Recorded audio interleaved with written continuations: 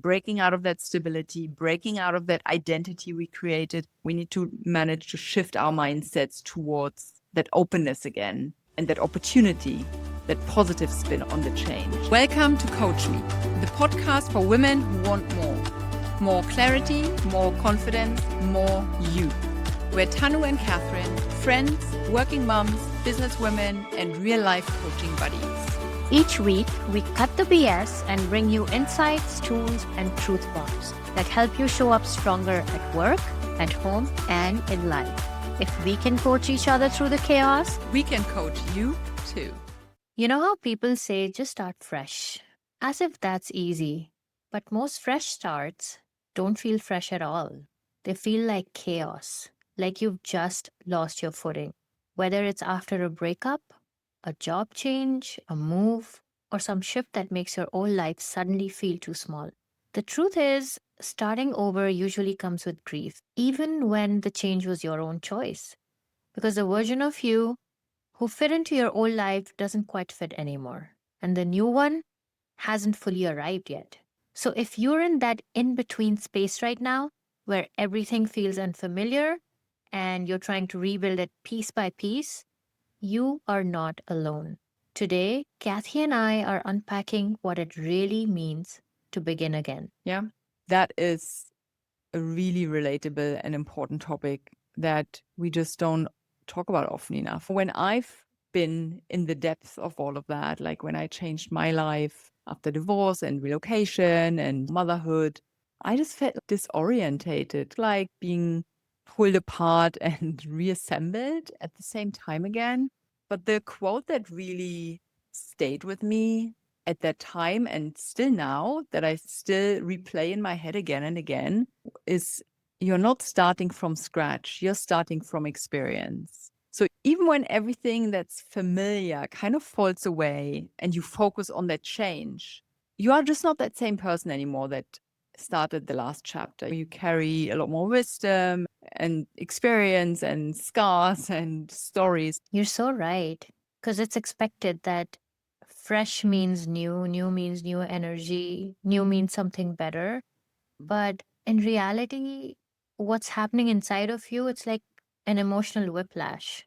And in my coaching work as well, I see a lot of people going through big transitions, whether it's job related, career related, or even identity related, realizing who they were, they're not anymore, and something needs to change. And what I've realized is that when this happens, there's this strange identity grief. You know, the 5 stages of grief that you go through, that's the kind of grief that sets in when you're going through a transition. And you start wondering, if I'm not that person anymore, then who am I today? Once you were that high performer, that dependable one, or one who had it all figured out, but you're not that anymore. And we underestimate how disorienting that is, which is why you could literally apply the same 5 stages of grief model to a transition, because it's the different stages that you go through, like loss. So the first stage being denial, you think, oh, it's not that big of a deal. You push it away. And then sometimes the transitions are not something that you started yourself.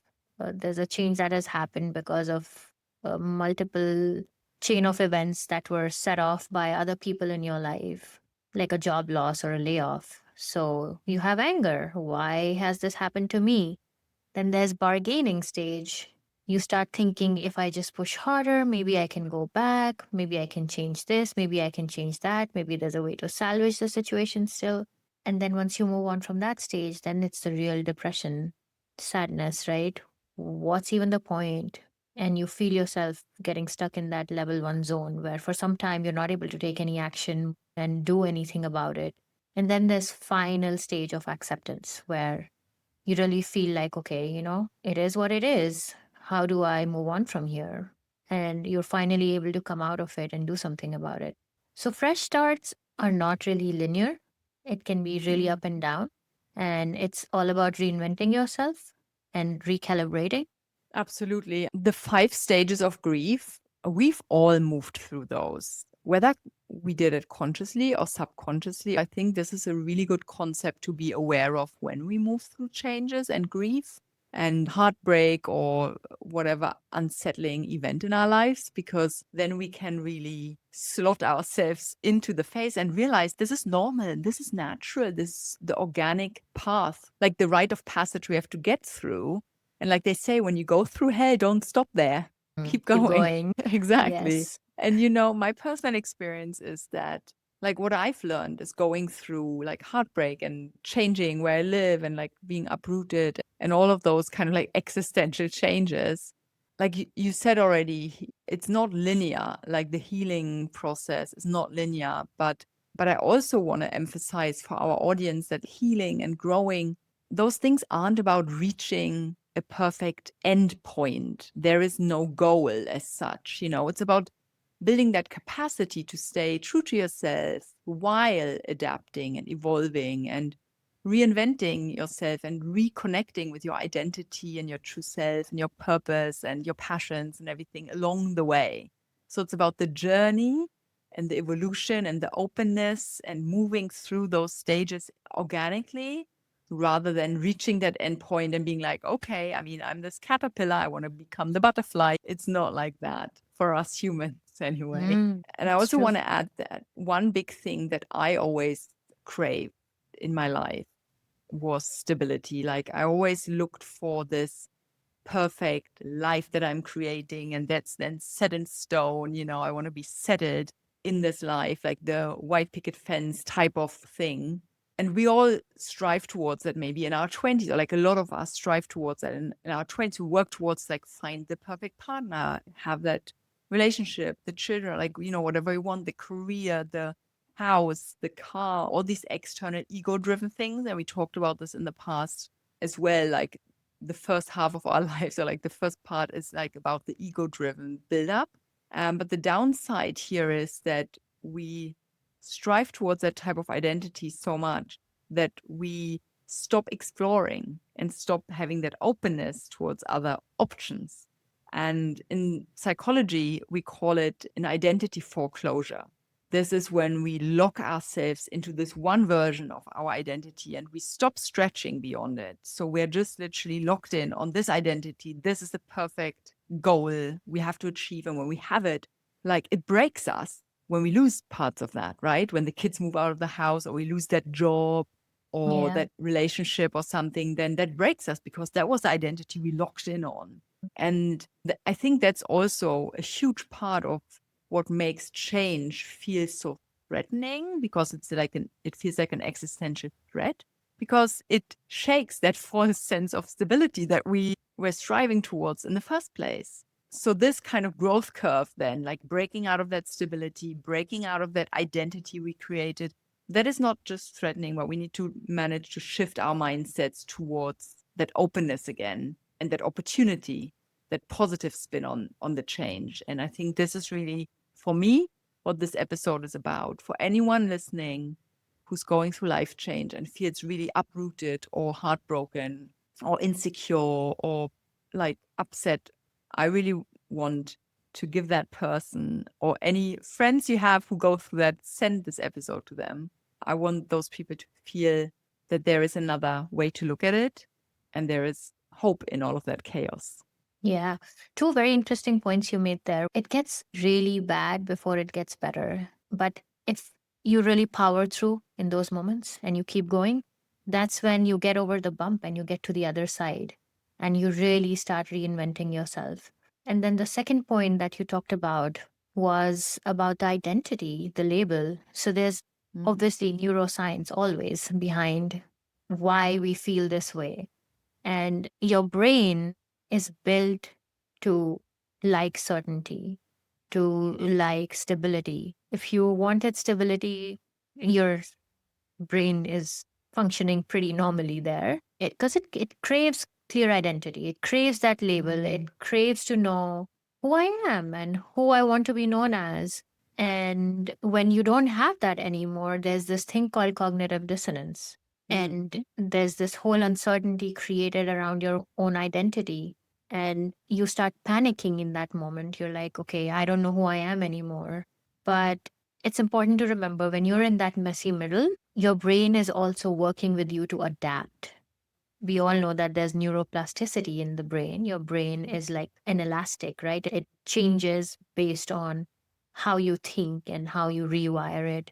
And it has the ability to create new patterns. So, yes, rewiring takes some time, but repetition is something that really helps. So, there is research around how much time it takes for your brain to integrate a new role to your identity. On an average, it takes 6 months for the brain to integrate to a new role or identity. You have to go through that entire process of the 5 stages of grief and becoming this new thing that you're becoming. And your mind will spiral, but your body will lead you. Do things that you can to calm your nervous system down and just trust the process. Oh, I love that. Trusting the process is the hardest thing to do in moments of crisis. You can't anticipate what's next because suddenly everything is spiraling out of control. Something is changing that you knew before and now you don't anymore. So you don't know the consequence of what this change will unravel. And like you said, our brains hate that kind of uncertainty. But the That's good why news, astrologers and tarot card readers are in business. exactly. So we go there like, tell me, will I find love again? But the good news really is we have something called a psychological immune system. So we don't just have a physical immune system, we also have a psychological immune system. And that's a built-in resilience mechanism that helps us reframe, reach out, and recover. So even when, your life feels like it's falling apart, it does nudge us towards connection and perspective and hope. Like you said, that's when you go to the tarot card reader, or that's when you reach out to friends, or that's when you listen to these inspirational podcasts or these inspirational quotes that you suddenly screenshot everywhere. Like you feel like you need this hope, you need this community feel, you need to feel understood, and these other perspectives open up, these horizons. And that's why sometimes, like months later, you also look back at something that felt really impossible, this mountain ahead of you or this dark cloud, and you realize your body is carrying you through it. And that psychological immune system is a built-in way of coping with this. Change will always come our way, whether we want it or not. But the key is really accept it, come to terms with it, and rise from it and accept that transformation that is part of that process. When I went through a lot of like changes and loss a few years ago in my life, something I realized is that it wasn't so much what I lost, but what I loved about the things and the people and the places that I lost. Maybe it's not bound to a person, but to the feeling of the connection you felt with them. Or maybe it's not connected to the job, but to the sense of purpose you had in that kind of setting or in that community. So I think it's really important to look for ways to recreate those kind of feelings in new forms as well as part of that transformation. So finding new ways of recharging those batteries or filling those cups for you I of love that. love and connection and Yeah. belonging and all of that. Yeah, what you said totally resonates, and it's very, very powerful when you think about it. Wow, like not just what you lost, but what you loved about it. Mm. Um, yeah, that's amazing. And what it all boils down to when it comes to handling the transitions is one simple word: allowing. We are so used to controlling everything in our lives, like even the uncertainty that comes with changes. We want to know what's next, what to expect, which is why we go to astrologers and tarot card readers as well. What do we expect? Just give us something, some straw to grasp onto. But if we just let go of that control and simply allow ourselves to organically go through the change and see what you turn out to be on the other side of it, what's coming up, what is changing in your identity, what is changing for you and how you think, how you feel, how you respond to people, to situations, and not sit on it like your biggest, worst judge or critic, and just allow. So, yeah, allowing is such a big tool to go through any transition. Yeah, it's allowing a surrendering, right? It's allowing to let the change enter your life, whether you invited it or not, but you Mhm. let it enter your life and you allow it to transform whatever you knew about yourself and your identity and your path, to turn that pain into purpose. Yeah. One of my clients, she was in this amazing job. She had literally done vision boarding and whatnot to land this job. And she's been chasing the promotion for years. And now, when she finally got that promotion, sure, it felt good for a bit, but everything that it had cost her, right? Like her health, her joy, her sense of purpose, it was all coming up to her like mirror being shown to her, like, what are you even doing? So she started questioning everything. She went through this big identity crisis situation. We realized that it was not the job, it was who she had become in order to do that job, to keep that job. She was in between the chapters. She was still becoming. She was still not where she's going. So, this whole turmoil of not liking the job, feeling like quitting, and then finally quitting, it's still a part of that messy middle that we talked about. And finally, she can look back and say, okay, you know what? This is who I am now. I used to be in that job, and this is my new life. She's still standing in that void, waiting for her identity to really catch up with the decisions she's made. That's where the real transformation begins. And she's not rushing through that space anymore. She's listening, she's allowing, she's calm, and she's trusting that it is leading to something better and more authentic. I love that. It does feel like her journey was absolutely not linear, and she tried to force it too much until she realized she can't. And this is my experience with change as well. I've had changes that happened to me, and I had changes that I sometimes also was a bit stunned and was like, I wanted this. Like, why do I feel upset now? Why do I feel lonely now? I wanted to move to London all by myself. Like, you, these consequences of our decisions, they are unforeseeable, and how we will feel, we don't know until we are in it. So I think it's really about allowing these things in and going with the flow there. Be open to those experiences. Otherwise, you just won't have that full transformation. Love that.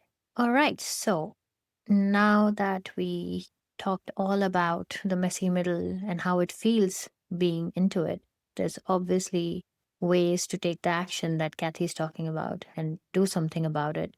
So, we're going to introduce a coaching framework that we use on ourselves and on our clients and see some great results. The framework is called the 3 R's of renewal. R number one is release. So, something that I do with my client is identity work, writing down who they are. How would you describe yourself? So, for example, the first thing we say is, my name is Tanu. I am a marketing professional. I work in this company and this is what I do. So, then you really pick and choose and see what parts of it you still want to keep and what parts you want to let go, you want to release. And then you rewrite your intro, you rewrite how you talk about yourself, and then choose to release what you don't want to say about yourself anymore. And it's just to be clear about that, it's not about erasing your past. It's about releasing its grip, right? To see what still fits and release what doesn't. Because sometimes we don't want to let it go because we're so like, this is tied to my personality or to my identity so much. Like, I can't let go of being that executive or like being that wife or like whatever it is. And if we stay so entangled in something that was, then we are blocking the space for what could be. So we really need to let go of the things that we've outgrown and that just don't fit anymore in this first step. Yeah. The next one is recalibrate.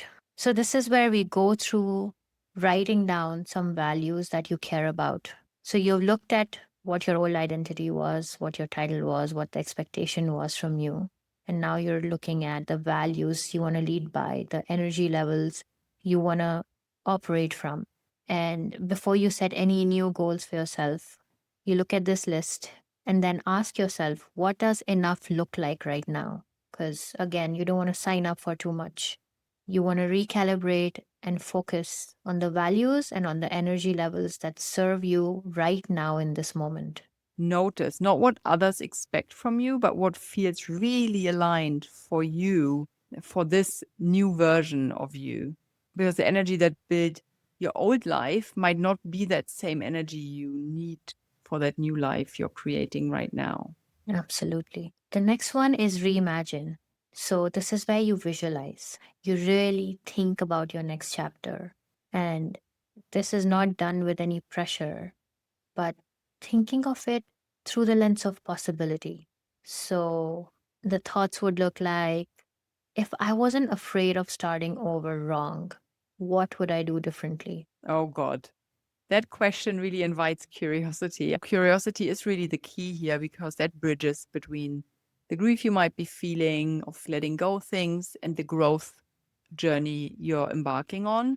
So it is that exact moment, that reimagination, where you move from the I don't know who I am anymore, that insecurity, like nearly frustration, towards that, like, I'm learning who I'm becoming, where you get control again and where you feel like you're in the saddle of your life again. This is not happening to you, but you are creating this, and your imagination meets that acceptance feeling, and you give yourself that permission to evolve without having an exact plan of the boxes you want to tick, but you really go with what feels right.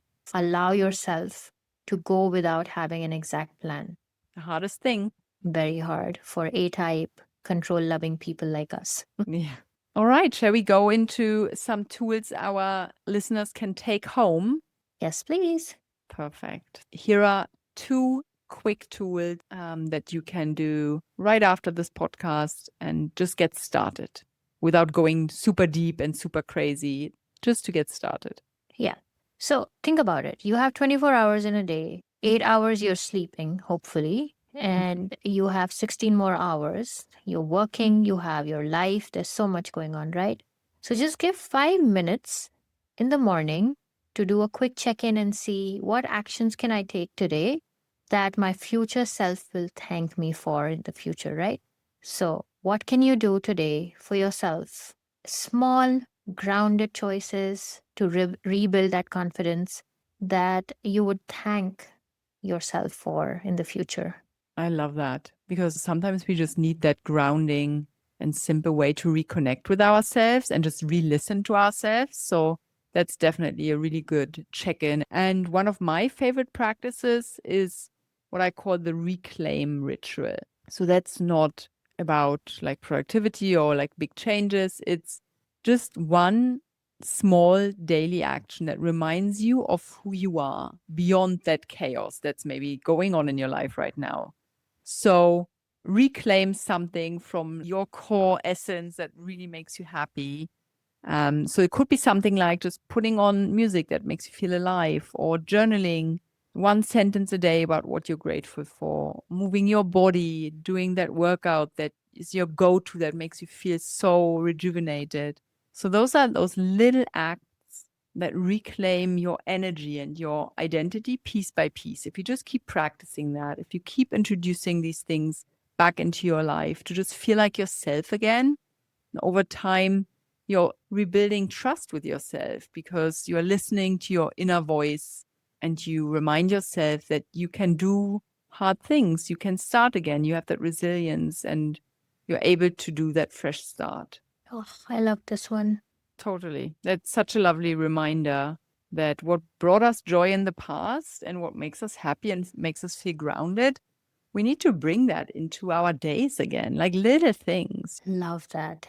Oh, Kathy, this episode really gave me the warm and fuzzies because there's excitement in the transformation that's coming up, right? It's not just doom and gloom. And remember, you're starting over, but you're starting from experience this time. You're not starting from scratch. Just trust the process, keep going, and there's obviously something wonderful waiting on the other side. And that's a wrap. Thanks for hanging out with us on Coach Me. Got a question or something you want us to coach through? Slide into our DMs or drop us a message. We might feature it on the next episode. And hey, don't forget to hit follow. Your future self will thank you. Just one more quick note. Everything we share here is based on our own experiences and coaching tools. It's not medical or mental health advice. So if you're struggling or need support, please reach out to a qualified professional. You've got this and we've got you. See you next time on Coach Me. That's it.